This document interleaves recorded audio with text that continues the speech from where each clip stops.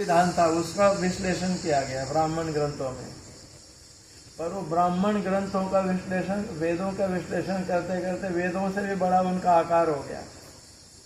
अब उन्होंने देखा ऋषियों ने, भाई ये तो बड़ा भाई वेद छोटे और ये और ज्यादा बड़ा हो गया विस्तार तो इसका। उन्होंने फिर सूत्र ग्रंथ लिखने शुरू किए। सूत्र जैसे शुल्ब सूत्र है, ब्रह्म सूत्र है, छोटे से इसमें अथा तो ब्रह्म जिज्ञासा। अब ब्रह्म की जिज्ञासा करते हैं, ब्रह्म का लक्षण क्या है। उन्होंने कहा कि भाई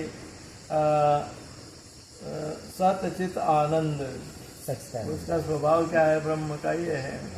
ब्रह्म कैसे कार्य करता है, ऐसे सूत्रों में एक एक छोटे छोटे सूत्रों में सूत्र ग्रंथ आए थे। क्योंकि विस्तार इतना हो गया था, वेदों से बड़ा विस्तार तो उसका कर्मकांड का हो गया था, इसलिए इस तरह से वो चलता रहा था। बड़ा विशाल है। अरण्यक थे, अरण्य में निवास करने वाले ऋषि उनका अध्ययन करते थे गुरुकुलों में।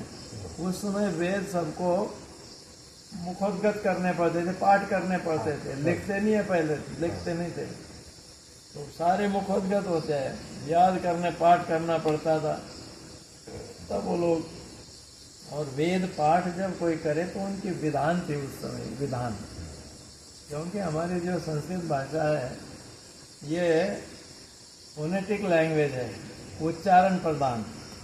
यदि जरा सा भी उच्चारण इधर उधर हो जाए तो अर्थ बदल जाता है। हाँ, इसलिए जब वो वेद पाठ करते थे वो लोग, उन्होंने नियम बनाए थे। यदि हम वेद पाठ कर रहे हैं और उसी समय कोई अतिथि यदि हमारे दरवाजे पर आ जाए, क्योंकि हमारा मन बढ़ जाएगा, भाई कौन आया, क्या नहीं आया, कैसे आया, तो हमको उस समय वेद पाठ बंद कर देना है। क्योंकि मन पूरा पाठ में नहीं लगेगा तो उच्चारण में गड़बड़ी हो सकती है।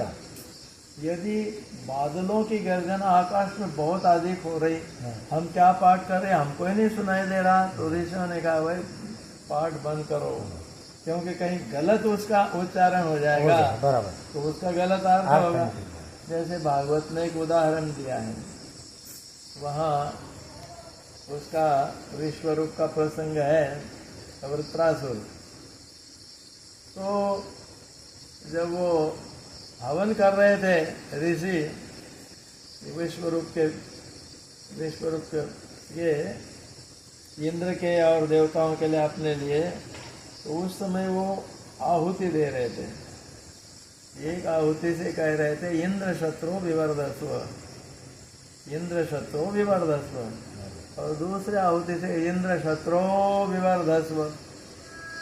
उसको उन्होंने दीर्घ कर दिया। तो इंद्र शत्रु विवर्धस्व का मतलब इंद्र का शत्रु निर्माण न हो और इंद्र शत्रु विवर्धस्व का मतलब इंद्र का शत्रु पैदा हो। केवल ह्रस्व दीर्घ से अर्थ विपरीत हो जाता है। अब देखिए